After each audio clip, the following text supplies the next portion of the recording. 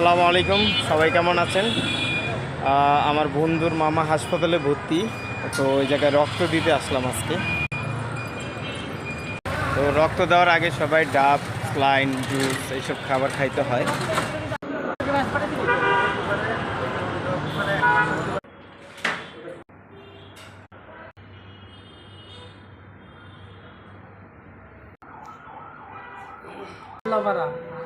বন্ধু রক্ত দিছো?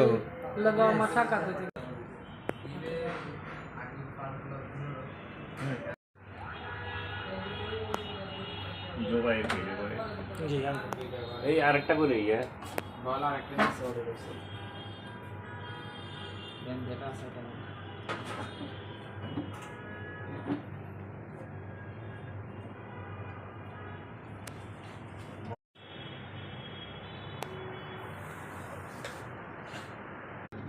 জীবনের প্রথম রক্ত দিছি।